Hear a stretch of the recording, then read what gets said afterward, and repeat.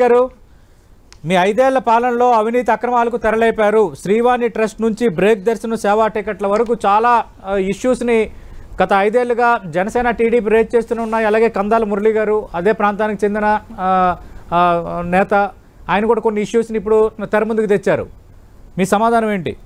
Vigilance రంగంలో దిగబోతుంది రేపు ఉదయం నుంచి.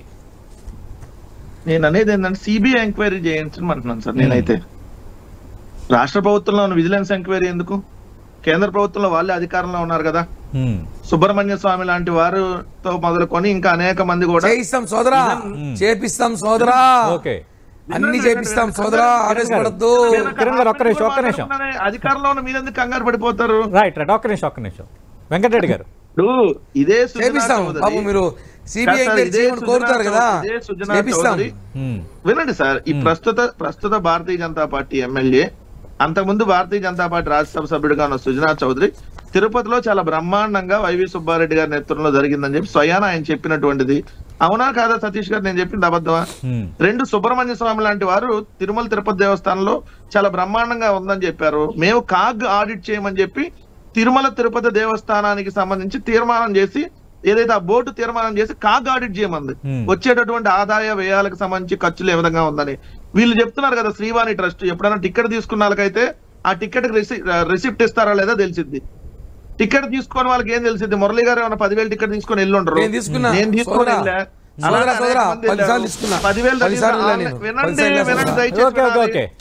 వినాలి. 10,000 రూపాయలు డొనేషన్ దానికి రిసిప్ట్ ఇస్తారు, 500 రూపాయల టికెట్ కి రిసిప్ట్ ఇస్తారు.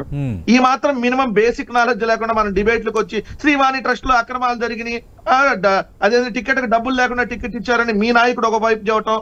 ఇదే మీ భానుప్రకాష్ రెడ్డి గారు, మీ భారతీయ జనతా పార్టీకి సంబంధించినటువంటి భానుప్రకాష్ రెడ్డి గారు ఈ ఇష్యూ మీ పవన్ కళ్యాణ్ రైజ్ చేసినప్పుడు శ్రీవాణి ట్రస్ట్ లో ఎటువంటి అక్రమాలు జరగలేదని చెప్పి స్టేట్మెంట్ ఇచ్చాడు. కాబట్టి ఒకసారి చెక్ చేసుకోండి. అప్పుడు మీ జనసేన, మీ బీజేపీ వాళ్ళు ఒకటి పిచ్చి బూతులు తిట్టుకున్నారు మీ తిరుపతికి సంబంధించి.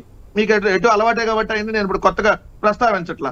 శ్రీవాణి ట్రస్ట్ కు వచ్చేటటువంటి విరాళాలకు సంబంధించి 3,500 దేవాలయాలు దాదాపుగా ఆంధ్ర తెలంగాణకు సంబంధించి ఎస్సీ ఎస్టీ బీసీ కాలనీల్లో 3,500 దేవాలయాల నిర్మాణాలు జరిగినాయి.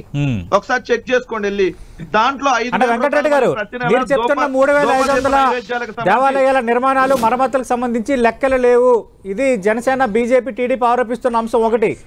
2, శ్రీవాణి ట్రస్ట్ పేరుతో 1,350 కోట్లు సేకరించారు, 1,000 కోట్లు డిపాజిట్ చేశామంటున్నారు. ఆ 1,000 కోట్లు ఎక్కడ డిపాజిట్ చేశారో వివరాలు ఎందుకు బయటకు రావు? ఇవి వాళ్ళు అడుగుతున్న ప్రధాన అంశాలు. ఇప్పుడు బోర్డు వాళ్ళు వస్తారు రేపొద్దున, కొత్తగా బోర్డు వేసుకుంటారు. దాంట్లో ఇప్పుడు మెంబర్లుగా కావాలనుకునే వాళ్ళు కొంచెం ఆరోపణలు చేస్తా ఉంటారు ఇవన్నీ దానికి సంబంధించి. సో చేసే వాళ్ళు చేయమనండి. నేనేమంటున్నాను, ఎందుకు ఇక్కడ ఉన్న విజిలెన్స్ కిరణ్ రాయల్ గారు కానీ కందాల మురళి గారు కానీ టీటీడీలో సభ్యత్వం ఆశిస్తున్నారా? తెలియదు సార్, ఎవరు ఆశించే వాళ్ళు ఎవరు మాట్లాడుతున్నారని నాకు ఎలా తెలుసు? కందాల మురళి గారు ఆశించడానికి ఛాన్సే లేదు. ఆయన ఎప్పటి నుంచో అక్కడున్న ఉద్యోగుల సమస్యలు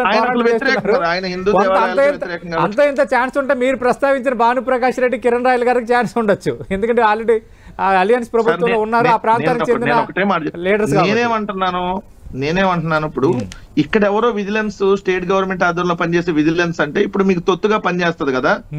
సో మీరు న్యాయస్థానాలకు వెళ్ళి డైరెక్ట్ గా సిబిఐ ఎంక్వైరీ ద్వారా చేయించండి. నిజాలు నిగ్గు తేలుతాయి. మేము నిజంగా తప్పు చేస్తుంటే శిక్ష అనుభవిస్తాం. అంతే తప్ప ఊరక మమ్మల్ని ఏదో బ్లేమ్ చేయాలి. కిరణ్ రాయల్ గారు, మీరు ఆరోపణలు చేస్తున్నారు. ఈ ఆరోపణలపై సిబిఐ